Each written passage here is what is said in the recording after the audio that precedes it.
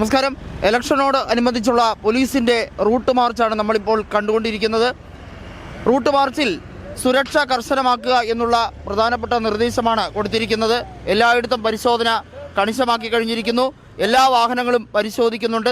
അതിതീവ്രമായിട്ടുള്ള മിന്നൽ പരിശോധനയാണ് എല്ലാ സ്ഥലത്തും നടത്തി വരുന്നത്.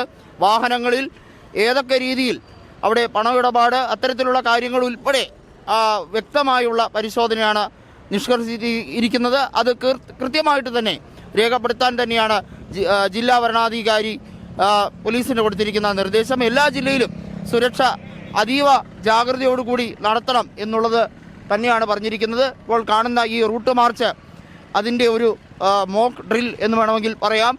അതീവ സുരക്ഷയോടുകൂടി തന്നെയാണ് കാര്യങ്ങൾ നടത്തുന്നത്. എല്ലാം ചട്ടങ്ങൾക്ക് വിധേയമായിട്ടുള്ള ഒരു രീതിയിൽ തന്നെയാണ് കൊണ്ടുപോകുന്നത്.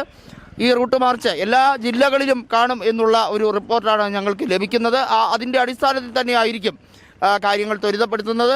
ഏതായാലും ഈ റൂട്ട് മാർച്ച് ജനാധിപത്യത്തിനോടുള്ള ഒരു വലിയ ഒരു അനുഗ്രഹം തന്നെയാണ്. കാരണം ജനാധിപത്യം സംരക്ഷിക്കപ്പെടുക, തെരഞ്ഞെടുപ്പ് എന്ന് പറയുന്നത് ജനാധിപത്യത്തിൻ്റെ ഉത്സവമാണല്ലോ. അപ്പോൾ തീർച്ചയായിട്ടും ഇത് അതിനു വേണ്ടിയുള്ള ഒരു കാര്യം തന്നെയാണ്.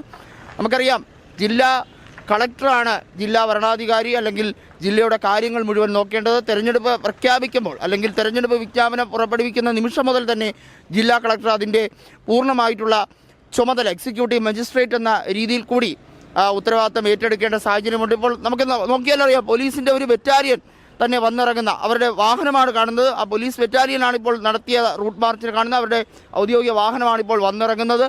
ഇത്തരത്തിൽ നിരവധിയായ ജില്ലകൾ, ഇത് ഒരിടത്ത് മാത്രമല്ല, നിരവധിയായ ജില്ലകളിൽ ഇതുമായി ബന്ധപ്പെട്ട കാര്യങ്ങളുണ്ട്.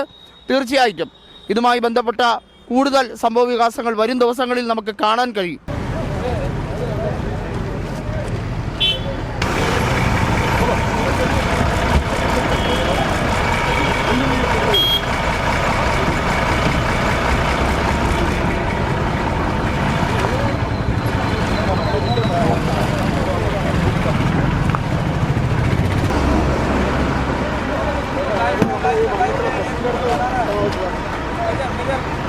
Like